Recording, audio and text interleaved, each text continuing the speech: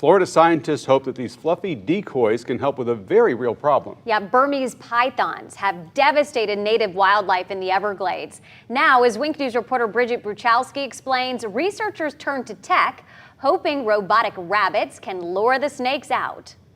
When it comes to catching Burmese pythons, it takes more than just a sharp eye. They're sneaky, slippery, and hard to spot. But now wildlife teams have a new snake hunting tool in their arsenal: robot bunnies.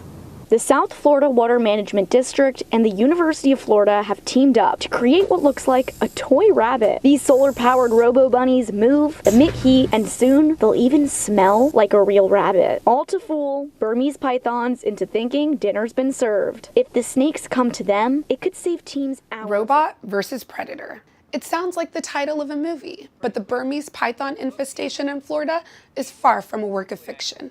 Wildlife biologists in the Sunshine State are deploying a new weapon in an effort to eradicate this threat to the Everglades: robotic rabbits. Up to 95% of all fur-bearing animals in Everglades National Park and the surrounding natural areas have disappeared, all because of the python invasion. Mike Kirkland is the lead invasive animal biologist for the South Florida Water Management District and has been working on this issue for the last 25 years. It's become an emergency situation for our native wildlife.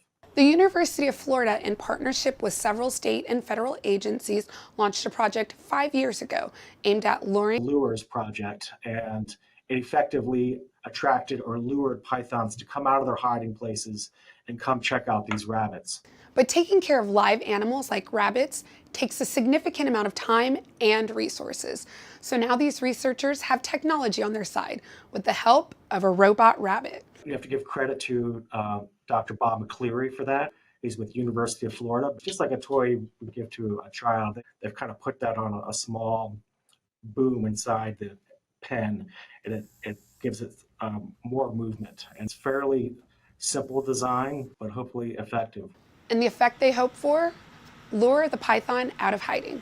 That heat signature hopefully is going to make it look like an actual live animal to the python. And then it's supposed to smell like a live animal, and it's supposed to move around like a live animal. So hopefully, that combination is going to effectively fool the python long enough to come out from their hiding places. Deep in the heart of the Florida Everglades, a silent war is unfolding, a war between humans and a monster we never meant to unleash.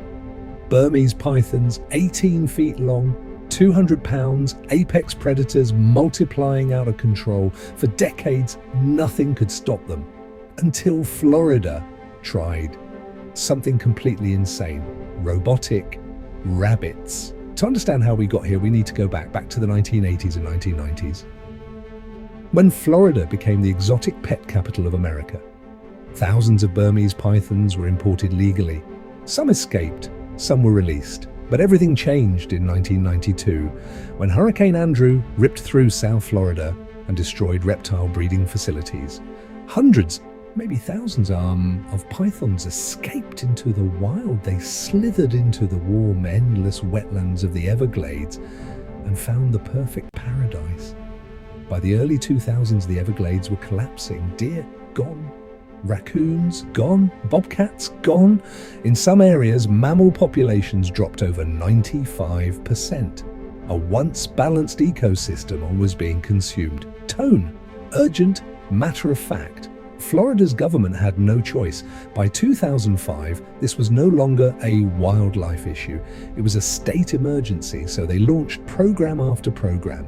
Python Patrol, statewide python bans, the Python Challenge, professional hunters, USGS scout snakes with GPS trackers. But even with hunters, scientists, and government task forces, the pythons kept winning. Florida needed something new, something bold, something different. So researchers, engineers, and wildlife officials teamed up to create one of the strangest wildlife control tools ever designed: a robotic rabbit. This wasn't a toy, it had a heated core to mimic mammal body temperature, servo motors to simulate hopping, a scent compound to fool a python's tongue flick, and a transmitter designed to trigger hidden traps. a mechanical decoy built to lure one of the most dangerous, invasive predators in America. In 2017, the tests began. Engineers placed robotic rabbits deep in the Everglades. The night was quiet, nothing moved. Hours passed. Then, a python locked on. It followed the heat, the movement, the scent. Slow, deliberate, unstoppable. Strike. The trap snapped shut. The first robotic rabbit worked. Tone revealing, cautionary. But here's the problem. It didn't always work. Some pythons ignored the decoys completely. Some triggered traps, then escaped. Some learned to avoid the devices entirely.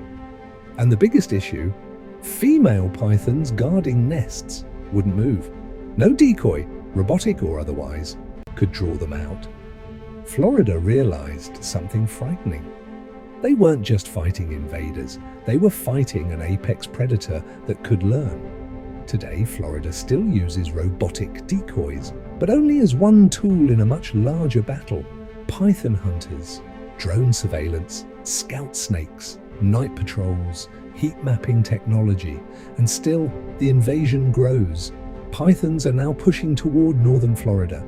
Some scientists fear they may eventually reach Georgia, even the Carolinas. Narrator, soft, reflective. The robotic rabbit experiment revealed a truth Florida didn't want to face. Technology alone cannot fix an ecosystem we already broke. The Everglades is still fighting. Florida is still fighting. But the pythons, they're not slowing down. This is Planet Xposed, revealing the stories the Earth tries to hide. It was a fight, wasn't it? The team is also calling on the public to do its part, doing things like not setting free exotic animals. Burmese pythons are not native to South Florida. They're native to Southeast Asia. They're here as a result of exotic pet trade. And we believe they were introduced into the wilds of Florida through a mixture of intentional and accidental releases. People can also flag python sightings via a hotline, an app, or Another way the public can get involved is our annual Python Challenge. It's a 10-day event that we host every year. It's only $25 to register, and then you come down to South Florida and humanely remove as many pythons as possible for the chance to win cash prizes. and that concept of humanely removing the pythons is key.